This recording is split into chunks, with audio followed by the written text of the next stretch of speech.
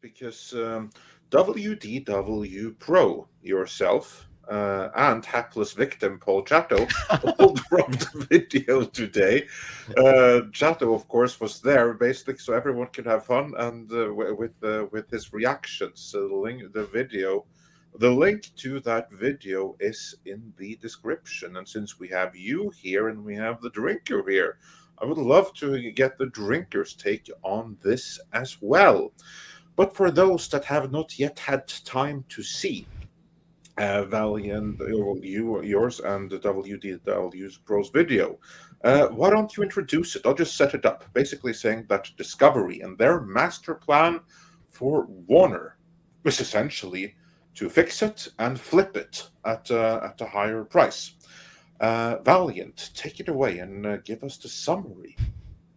Yeah, it was interesting when I knew when my phone rang at midnight Friday last week and Pro was calling. I'm like, something's not right, and he shared the news that he got from a source that had been reaching out with various things, and after hearing it, for those of you who saw the video, you know what we're talking about. But for those who haven't, the bottom line is this. Now, there's been news out there in even the financial trade publications in the last few months that, would Zaslav sell Warner Brothers, or he's going to try to sell it very soon. And I kept telling people, no, that's unlikely, because all those trades were referencing that kind of a flip would happen in the next, say, 12 to 24 months. I said that's almost financially impossible because of how much, obviously, the stock price of Warner Brothers has gone down since the Reverse Morris Trust spinoff that they did from AT&T and then with Discovery. Zaslav would want to wait till he can get the ground very firm under his feet, financially speaking, before he would try to make an offer for a sale, because obviously you want to try to get the highest price you can when you flip it. This 3 to 5 year timeline now fits that bill. And the news that we got is the reason that people kind of had a okay response to what James Gunn announced and Safran announced is because it's effectively a quote-unquote soft reboot. They're trying to get just a few chess pieces in place on the board, not only for DC, but what did David Zaslav also talk about on his first earnings call as CEO back in, over the summer when we covered that live on my channel?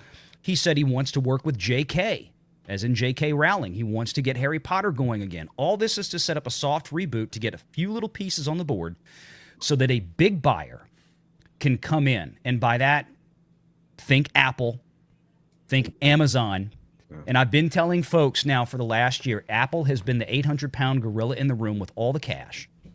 And they have done almost nothing. They've been very quiet. They have a proprietary streaming service. They've done some very good stuff on it, but it's not much of a library.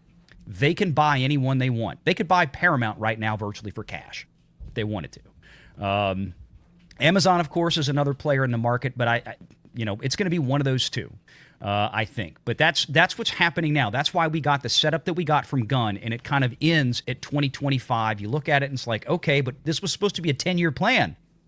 Where's the rest of it going? Where's the other 8 years? They're there. They have what they referred to as a Plan A. And Plan A gets executed if and when a big buyer like an Amazon or an Apple comes in with a mountain of cash. They could very easily drop the CapEx, the cash on this, to make this big, bold MCU thing happen. Right now, Warner doesn't have cash like that, obviously. So that's the plan is there, but they can't reveal it unless and until we get to that point a couple of years down the road and a big buyer comes in. And then presumably that buyer would be allowed to chime in on, yeah, we love this plan, or how about we do a plan B instead that has this, and that? Because then presumably, and this is also something that was said, is that then they're not going to start with this immense storytelling right away. It's going to be more loosely kind of standalone-ish adventures, which could be a reason why the slate that we got so far was so lackluster in a way. Certainly I felt it was lackluster. Drinker, what did you think about the DC slate that James Gunn announced? What did I think? Exactly, It's right? just an absolute yawn fest. There was nothing there to get excited about. The only thing I guess was the Superman movie, and I'm not thrilled about that for reasons that we've discussed plenty of times, like the recasting of Henry Cavill and so on. It felt like they really shot themselves in the foot and got rid of the one actor that everyone agreed was really like right for that role. And yeah, like what you're describing there, that 3 to 5 year plan to ultimately sell it. Like, yeah, it's gonna take several years at least to get these movies and that they've got planned into production, get them out there, and rebuild their reputation as a franchise. Because right now it doesn't exist. They've got a Hmm. bunch of disjointed stuff. Some of it was weirdly successful. Some of it was absolutely, disastrous. That is all going to take time to resurrect. And I guess as a buyer, I wouldn't want to take it on unless there was some kind of value demonstrated in that brand, and it doesn't seem to be yet. So it's going to take time for sure. You're right. And the key points for you guys out there watching to understand is the idea, like I said, get it set up, get a little interest going. But the big thing is that if you get it to a potential buyer, obviously the deal comes, it's a package deal. You get Gun and Saffron with it if you buy it. You get their plan that's already there. And it gives that buyer the ability, as Andre pointed out correctly, to at that point, they still have a relatively blank slate to take it in any direction they want, but they have all the Or pieces there. or I was going to say, it's that time is when his contract will be just about up to where you can decide whether or not you do want to renew it or not. Basically, is where you're setting. Think of it like a professional athlete or something. When you trade with another team, you want to trade that player while there's still value on the contract.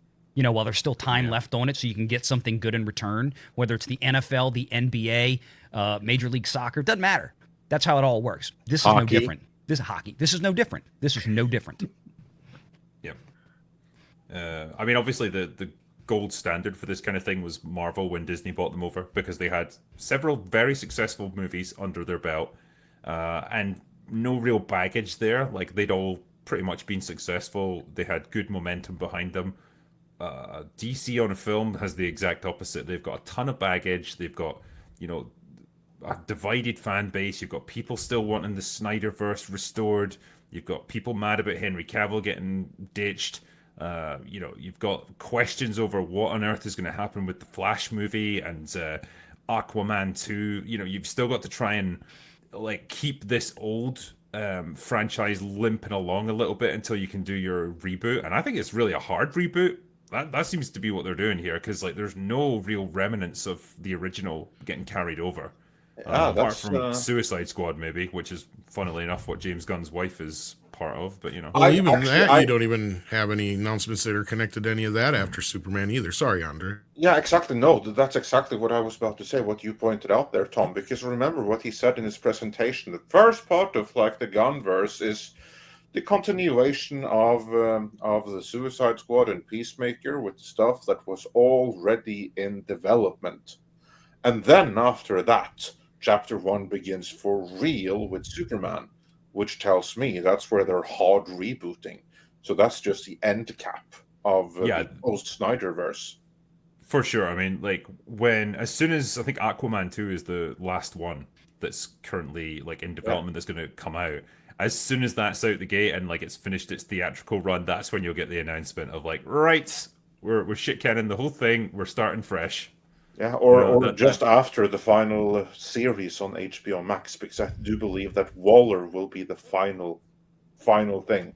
And after that is when I say, right, now we're rebooting. yeah. That's what I'm thinking. Mr. Chato, you were there for the revelations.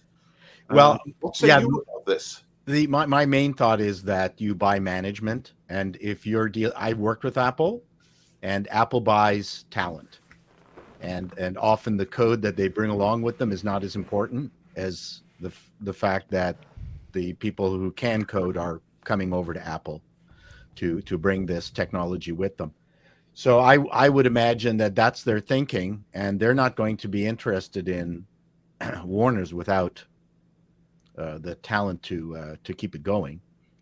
As far as what Gunn is doing, I mentioned this analogy last night, and that is I think they're reseeding the soil with alfalfa and trying to make it fill it with nutrients again. That's why this stuff is not so overwhelming, because it's just fertilizer. You could take the fertilizer analogy multiple ways, but I'm thinking of it as getting things going again, and I think it's actually a good strategy to not swing for the fences.